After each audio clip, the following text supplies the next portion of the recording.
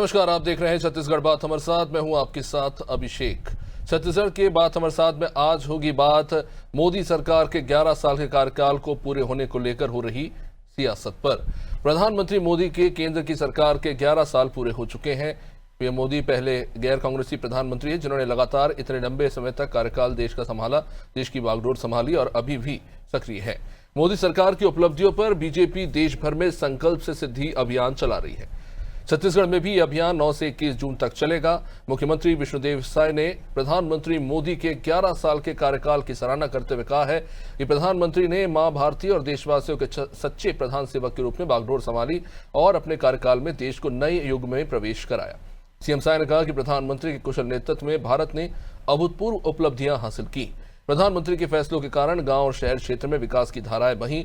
विष्णुदेव साय ने मोदी के 11 साल के कार्यकाल को सेवा, समर्पण, सुशासन और जन कल्याण की अद्वितीय गाथा बताते हुए कहा कि यह कालखंड देश के सशक्तिकरण और सर्वांगीण विकास का प्रतीक बन चुका है। वहीं पूर्व मुख्यमंत्री और कांग्रेस नेता भूपेश बघेल ने संकल्प से सिद्धि अभियान को सरकारी मशीनरी का दुरुपयोग बताया। तो कांग्रेस के प्रदेश अध्यक्ष दीपक बैज ने पूछा कि प्रधानमंत्री ने काला धन वापस लाने, बेरोजगारी खत्म करने और महंगाई घटने ऐसे तमाम संकल्प लिए, उनका क्या हुआ। आज प्रधानमंत्री के 11 साल के कार्यकाल की वर्षगांठ पर इन्हीं मुद्दों पर होगी बात। उससे पहले बयानों पर एक नजर। बिल्कुल 11 वर्षों में अभूतपूर्व विकास आदरणीय नरेंद्र मोदी जी के नेतृत्व में देश ने किया है। तो पूरे विश्व में उनके नेतृत्व में भारत का मान और सम्मान बढ़ा है और 11 वर्षों में उन्होंने जो यूपीए के समय में हमारा देश आर्थिक दृष्टि से 10वें स्थान पर था, जिसको 5वें स्थान पर लाके उन्होंने खड़ा कर दिया है और आगे अब तो चौथे में आ गए और आने वाले समय में तीसरे नंबर में 2047 तक विकसित भारत के रूप में इस देश को खड़ा करने का उनका संकल्प है और उनके नेतृत्व में निश्चित रूप से ये पूरा होगा। जिस तरह से रात और दिन 140 करोड़ भारतवासियों के लिए काम करते हैं, निश्चित रूप से उनका संकल्प पूरा होगा। संकल्प इन्होंने अच्छे दिन का भी लिया था, संकल्प इन्होंने तो महंगाई कम करने के लिए भी लिया था, संकल्प इन्होंने तो 100 दिन में काला धन वापस करने के लिए भी लिया था, संकल्प इन्होंने किसानों के 2 गुना आय बढ़ाने के लिए भी लिया था, संकल्प इन्होंने तो देश की प्रभुत्ता, संप्रभुता, एकता, अखंडता के लिए भी लिया था। मतलब भारतीय जनता पार्टी संकल्प इन्होंने तो रुपये के डॉलर के बदले रुपये की मजबूती के लिए भी लिया था। आखिर देश की क्या हालत है। संकल्प इन्होंने तो बेरोजगारी कम करने का भी लिया था, साल में 1 करोड़ लोग नौकरी देने का संकल्प भी लिया था। इनको क्या हुआ, दरअसल स्पष्ट रूप से बता तो दे। निश्चित रूप से ये सिर्फ झूठ फैलाने का एक प्रोपोगेंडा है और इनके सिवा, इनके झूठ के अलावा इनके पास कुछ भी नहीं है, सिर्फ ये प्रोपोगेंडा कर रही है। तो चलिए जानते हैं, संकल्प से सिद्धि अभियान बीजेपी चला रही है। 11 साल पूरे हुए हैं, पार्टी इसे इस तरह से सेलिब्रेट कर रही है और सवाल पूछेंगे दिनेश अग्रवाल हमारे साथ बीजेपी से, शिल्पा दिवांगन कांग्रेस से और कुछ ही देर में अनिल पसंदकर जी वरिष्ठ पत्रकार वो भी जुड़ जाएंगे। सबसे पहले दिनेश जी, कांग्रेचुलेशंस, 11 साल पूरे हुए हैं और जैसा कि आपकी पार्टी के नेता भी कह ही रहे हैं कि इकलौते प्रधानमंत्री मोदी ऐसे नेता हैं जो तीसरा कार्यकाल पूरा कर रहे हैं आज़ादी के बाद से लेकर अब तक में, तो जाहिर तौर पर एक नेता के तौर पर और एक बहुत बड़ी उपलब्धि है और कई सारे ऐसे कार्य हैं जो किए गए हैं आपके कार्यकाल में जिसकी आप लोग जिक्र कर रहे हैं। लेकिन मैं इस पर आना चाहूंगा कि सबसे बड़ी चुनौती क्या रही बीजेपी के लिए इस देश में जो सुधार हुए उनको लेकर। सर्वप्रथम आपको और आपके दर्शकों को और मेरे मीडिया पैनलिस्ट को नमस्कार। देखिए, आज आप सबको बधाई हो, इस देश की, इस प्रदेश की जनता को बधाई हो जिन्होंने नरेंद्र मोदी जी ने 11 साल का सफल कार्यकाल पूरा किया। आज हम देखे थे मोदी जी के आने के बाद देश की क्या पहले क्या स्थिति थी। सेना के पास ना हथियार थे, ना सड़क थी, ना बिजली था, ना पानी था, बहुत दूरस्थ अंचलों में। और हम सब ने देखा नक्सलवाद का दंश हो चाहे आतंकवाद का दंश हो, पाकिस्तान के हिसाब से हमारे ऊपर हमला करता था और हम हमला ऊपर हमला सहते थे और हर बार हमारे नेताओं का बयान आता था, एक गाल को मारा है दूसरे को मार के दिखाना, और जब दूसरे को मारता था तो हमारा बयान आता था हम इस पे कार्रवाई करेंगे, लेकिन कार्रवाई कुछ नहीं। पर दिनेश जी, मैं याद दिलाना चाहूंगा, अटल बिहारी जी की सरकार में ही हमने कारगिल युद्ध जीता था, पाकिस्तान को मुंह तोड़ जवाब दिया था हमने उन्हीं हथियारों के साथ जिनका आप जिक्र कर रहे हैं। अभिषेक जी, मैं उसी में आ रहा हूँ, उसी में आ रहा हूँ। मैं अभी नरेंद्र मोदी जी की बात किया, मैं अटल जी के कार्यकाल में आ रहा हूँ। अटल जी के कार्यकाल में छत्तीसगढ़ राज्य मिला, अटल जी के कार्यकाल में एम्स मिले, अटल जी के कार्यकाल में हमको मोबाइल मिला जिसकी कल्पना किसी ने नहीं की थी। अटल जी के कार्यकाल में हमको फसल बीमा मिला, अटल जी के कार्यकाल में हमको 5 लाख का हेल्थ इंश्योरेंस मिला, और नरेंद्र मोदी जी के कार्यकाल में देश में 4 चांद लग गए, नेशनल हाईवे की बाढ़ आ गई,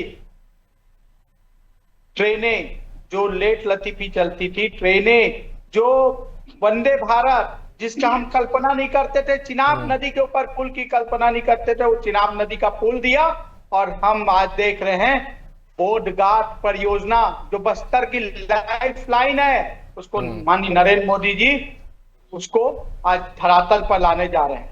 आप हम सब देखे हैं कि किस हिसाब से इस देश को दोनों हाथों से लूटा गया था। पहले हम हथियार खरीदते थे, आज गर्व से कहते हैं हम हथियार बेचते हैं। हम गर्व से कहते हैं जब एक हमला होता है आतंकवादियों का तो हम पाकिस्तान के ऊपर घुसकर मारते हैं। ये उपलब्धियां इनका तो जिक्र हो ही रहा है, लेकिन मैंने आपसे पूछा था कि सबसे बड़ी चुनौती क्या रही इन 11 सालों में बीजेपी के लिए? 11 साल में सबसे बड़ी चुनौती रही भ्रष्टाचार मिटाना, सबसे बड़ी चुनौती हुई नक्सलवाद खत्म करना, सबसे बड़ी चुनौती हुई आतंकवादी घटनाओं पे लगाम कसना, सबसे बड़ी चुनौती हुई जो भारत की अस्मिता के साथ ये कांग्रेस पार्टी ने विश्व में छेड़खानी की थी, उस अस्मिता को वापस लाना सबसे बड़ी चुनौती हुई थी। 370 लाना सबसे बड़ी चुनौती हुई थी। मेरे भाइयों को अधिकार देना सबसे बड़ी चुनौती हुई थी। मैं किसानों को, अभी मैं आपके इस डिबेट में दीपक बैज जी का स्टेटमेंट सुन रहा था, किसानों की दुगुना आय की बात की। मैं बताना चाहूंगा 2004 तक समर्थन मूल्य 1100 रुपए था, 2400 रुपया है। हमने बढ़ाया है इस अरे दिनेश जी, पर फर्टिलाइजर के रेट बढ़ गए, डीजल के रेट बढ़ गए, खैर उस पर जरूर आएंगे। शिल्पा जी, सीधा सवाल मेरा आपसे वही है कि देखिए, अभिषेक जी प्लीज मेरे आपकी बात का जवाब देने दो। अगर फर्टिलाइजर की बात की उसके क्या, अगर आपका इनकम ऑफ सोर्स बढ़ा है, आप साइकिल में चलने वाले हवाई जहाज में चलने लग गए आज, तो इनकम ऑफ सोर्स पड़ा है तब चल रहे हैं। जिसके घर में साइकिल नसीब नहीं थी, कार खड़ी है, गांव में मोटरसाइकिल खरीदे, इनकम ऑफ सोर्स बढ़ा है तब खरीदे। हमारे गांव में एक कार आ जाती थी ना अभिषेक जी, हम गांव में देखने जाते थे कि हमारे गांव में कार आई है, और जो देखने जाते थे आज उनके घर में अगर कार है ना तो इनकम ऑफ सोर्स बढ़ा है तब कार है। आप महंगाई की बात करते हैं लेकिन इनकम ऑफ सोर्स तिगुना हो गया, उसकी बात नहीं करा रहे। ठीक है, उस पे भी आऊंगा मैं, लेकिन शिल्पा जी मेरा वही सवाल है कि आप बुराइयां जरूर गिना देंगे बीजेपी की, पर मैं ये जानना चाहता हूं कि ऐसे कौन से काम रहे जो आपको लगता है कि इस कार्यकाल में देश की बेहतरी के लिए हुए हैं मौजूदा सरकार में? ठीक है, मौजूदा सरकार सिर्फ बड़ी बड़ी बातें करने के लिए और अपना क्रेडिट लेने की राजनीति मात्र करती नजर आती है मुझे। तो मैं थोड़ा सा हिस्ट्री में जाऊंगी कि जब देश को आजादी मिली थी तब उस समय जो पूरे देश का जो बजट एक लगभग तय हुआ था 1760 करोड़ का, उस 1760 करोड़ रुपए के बजट से किस प्रकार से भाखड़ा डैम बनाया जाता है, किस प्रकार से आईआईटी बनाए जाते हैं, किस प्रकार से आईआईएम बनाया जाता है, ये कांग्रेस ने करके दिखाया। रिसर्च इंस्टीट्यूट बनाया, बैंकों को नेशनलाइज करवाया, रेल भेल बनाया, जिसे ये लोग भारतीय जनता पार्टी के लोग जब से मोदी सरकार सेंट्रल में आई है ये बेचने का कार्य कर रहे हैं, निजीकरण का कार्य कर रहे हैं, औद्योगिकीकरण का कार्य कर रहे हैं। तो इस प्रकार जो पोखरण बनाया, ये कांग्रेस की गवर्नमेंट में इन्होंने पोखरण बनाया,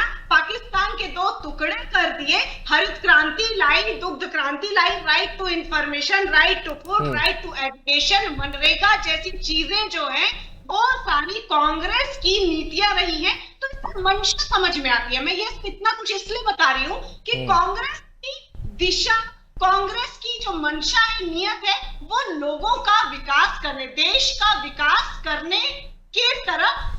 हाँ, शिल्पा जी, मैंने कब इनकार किया कि कांग्रेस ने अच्छा काम नहीं किया? मैंने आपसे ये सवाल पूछा, इसके पूछने की एक वजह बताता हूँ। क्योंकि सबसे शुरुआत मैंने कहा था कि प्रधानमंत्री मोदी इकलौते हैं जो गैर कांग्रेसी नेता रहे हैं, लंबे समय तक प्रधानमंत्री रहे हैं। अगर आप कह रहे हैं कि इन्होंने कुछ भी अच्छा नहीं किया, तो 11 सालों से अगर वो काबिज है, देश की जनता के वोट द्वारा ही काबिज है, कुछ तो अच्छा किया होगा।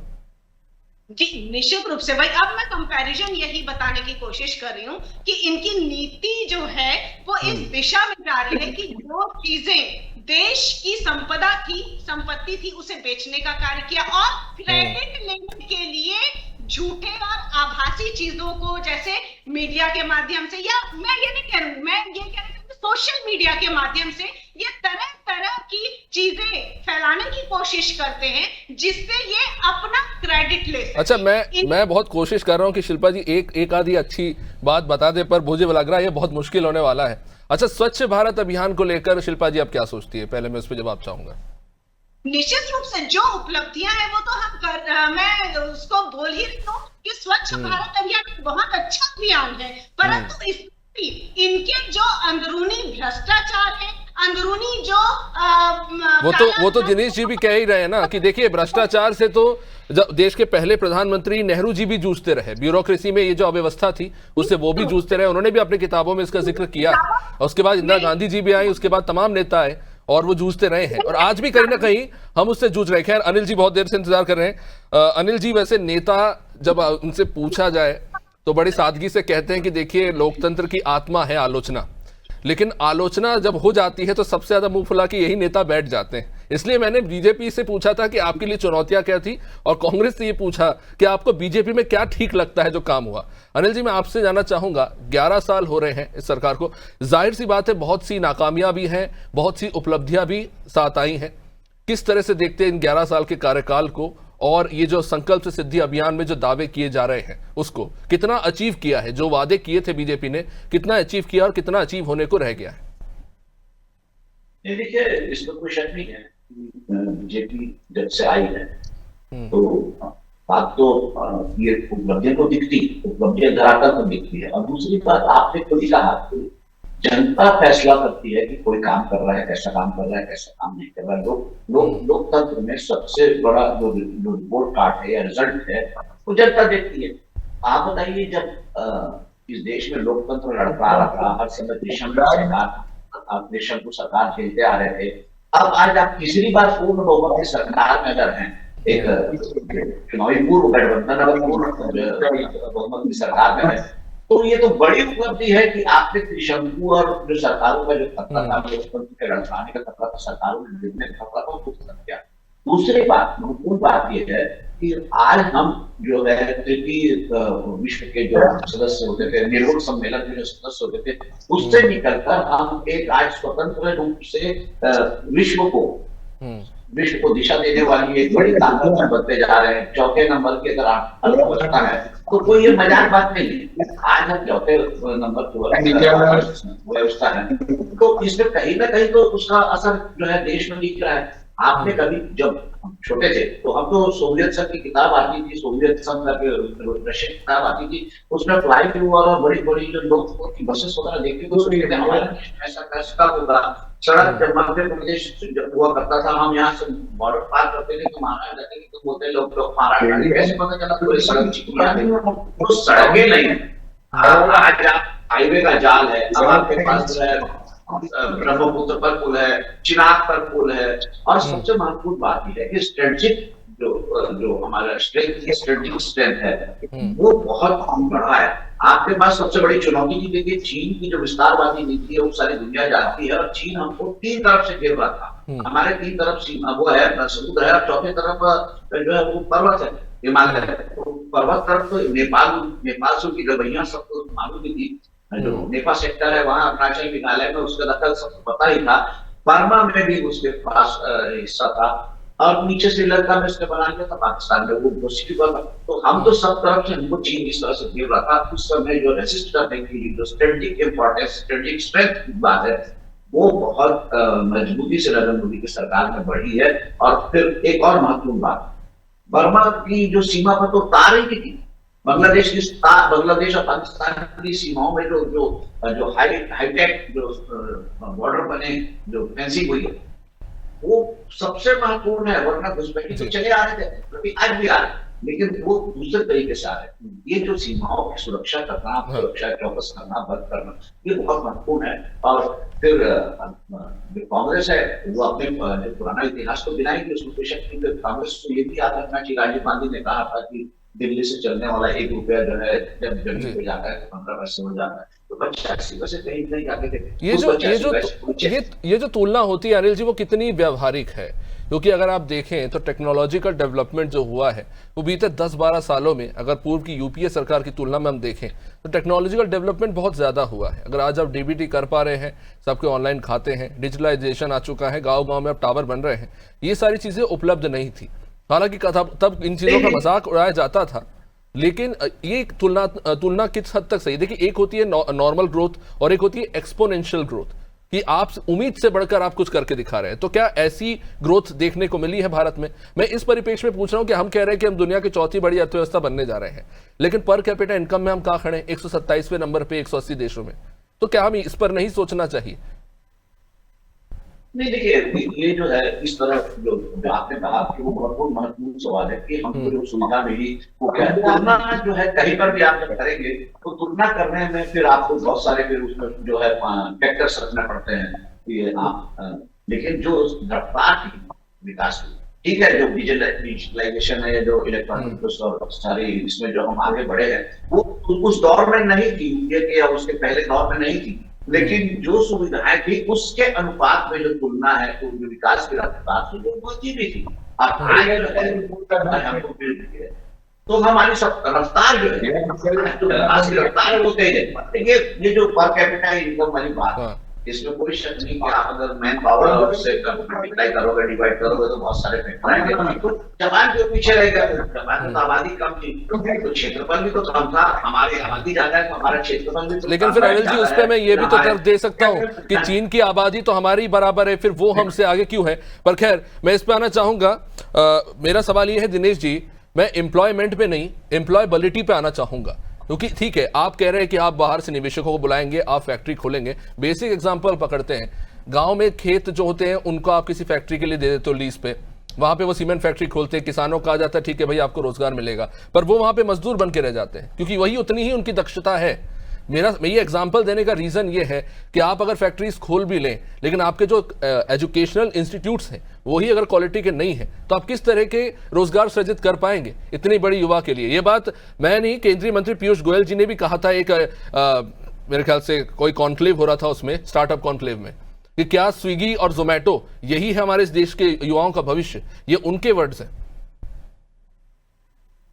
अभिषेक जी, देखिए, मैं आपको बताना चाहूंगा, आपने बहुत अच्छा विषय उठाया है। स्किल इंडिया, आप अच्छी तरीके से जानकार हैं। स्किल इंडिया के तहत कितने लोगों को सेल्फ एम्प्लॉयमेंट देने की इस सरकार ने कार्य कर रहे हैं। मुद्रा लोन, छोटे निवेशक जो व्यापारी होते, छोटे बड़ी उद्योग डलती है तो उसको बहुत सारे छोटे रॉ मटेरियल चाहिए होते हैं, मुद्रा लोन दिए रही है। स्टार्टअप इंडिया प्रोग्राम लाई है देश में, ताकि मेरे भाई, और आप देख रहे होंगे मेरी बहनों को लक्ष्मी दाता योजना, जो ड्रोन के जरिए खेती को, किसानी को वो करने का है। मेरी बहनों को सशक्तिकरण करने के लिए गांव-गांव में स्व सहायता समूह बनाया गया है, जिनको भारी भरकम लोन मिल रहा है।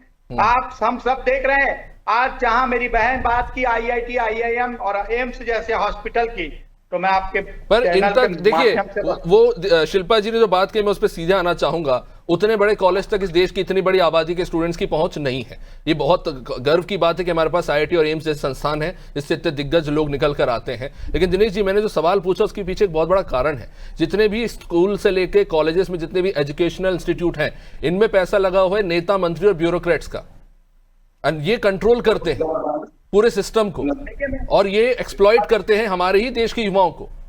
मैं किसी एक पॉलिटिकल पार्टी की बात नहीं कर रहा हूं, यही सच्चाई है। आप अगर इंजीनियरिंग कॉलेजेस का ढेर उठा के देखेंगे, एक गिनती के कॉलेजेस हैं जो जेन्युइन इंजीनियर बना रहे हैं, बाकी सब किताबें रटवा रहे हैं, और रेगुलेटरी अथॉरिटी सो रही है। वो क्या कर रही है पता नहीं, दिल्ली में बैठे हैं वो। अभिषेक जी, मैं बता देना चाहूंगा, एम्स देश की बहुत बहुत बड़ी इंस्टीट्यूट है, जी। वो कोई प्राइवेट नहीं है। IIT IIM को प्राइवेट नहीं है। एकलव्य कॉलेज चल रहे हैं, प्राइवेट नहीं है। NIT चल रहे हैं, प्राइवेट नहीं है। आज NIT की संख्या कितनी है देश में? 1-2 IIT खोलने वाले यहाँ डिबेट में बैठकर बात कर रहे हैं। गर्व से बोलता हूँ, हर प्रदेश में IIT है। मेरे छत्तीसगढ़ राज्य में IIT है, IIM है, IIIT है, जैसी इंस्टीट्यूट है आज मेरे छत्तीसगढ़ में। आज एम्स की बात करते हैं। अरे एक एम्स हुआ करता था दिल्ली में, आपको मैं आपके चैनल के माध्यम से मेरी बहन को बताना चाहूंगा, वो एम्स कश्मीर की राजकुमारी के द्वारा बनाया गया था। जब पंडित जवाहरलाल नेहरू के पास वो बहन जाती है और बोलती वर्ल्ड क्लास हॉस्पिटल चाहिए, एम्स जैसी कल्पना करती है। पंडित जवाहरलाल नेहरू का वर्ड था, पेड़ में पैसे नहीं उगते, उन्होंने अपने पैसे से बनाया था। मैं आऊंगा, रायपुर का सबसे बड़ा हॉस्पिटल मेकाहारा, DKS नाम जिसका था, जो छत्तीसगढ़ का सबसे बड़ा हॉस्पिटल था, दाऊ कल्याण सिंह अग्रवाल जी के द्वारा वो दान देकर बनाया गया था। इन्होंने एक हॉस्पिटल नहीं बनवाया। मैं बात करूंगा इंदिरा गांधी कृषि विश्वविद्यालय की, दाऊ कल्याण सिंह अग्रवाल के द्वारा उस जमाने में 17 करोड़ 60 लाख और 600 एकड़ जमीन देकर पर्सनल उसको बनाया गया। मैं बात करूंगा कलेक्टर ऑफिस की, तो कलेक्टर ऑफिस की स्थिति देखिए, सरकारी अंग्रेजों के जमाने की बिल्डिंग में लगा हुआ था। मैं बात करूंगा रेलवे स्टेशनों की, रेलवे स्टेशन अंग्रेजों के बनाए गए रेलवे स्टेशन में हमारा स्टेशन हुआ करता था। गर्व से बोलता हूँ, मोदी जी की कल्पना है। रायपुर ले लो, तिल्दा ले लो, बिलासपुर ले लो, भाटापारा ले लो, ठीक है, देश के अभिन्न अंग को ले लो। अरे हमारे डीजल इंजन से गाड़ियां चलती थी, 100% विद्युतीकरण किया गया है। अमेरिका में 6 लाइन सड़कें होती थी, हमारे देश में 6 लाइन सड़कें हम कल्पना नहीं किए थे। हमारे घर के गली के दरवाजे से डाल रही है। दिनेश जी, आपने बात रख दी रेलवे से लेके रोडवेज से लेके हॉस्पिटल तक में जो डेवलपमेंट हुआ है। शिल्पा जी, इसमें मैं एक और चीज एडअप कर देना चाहता हूं। अभी हाल ही में मैं बिजनेस स्टैंडर्ड में ही रिपोर्ट पढ़ रहा था कि जो एक्सट्रीम पॉवर्टी है वो जो 2012-14 में 27.1% था, वो वर्ल्ड बैंक की ताजा रिपोर्ट के मुताबिक अब बीते 10 सालों में घटकर 5.1% पर आ गई है। ये वर्ल्ड बैंक की रिपोर्ट है, ये भारत सरकार की रिपोर्ट नहीं है। तो इस पर आप क्या कहना चाहेंगे कि ये जो हुआ है अच्छा हुआ है?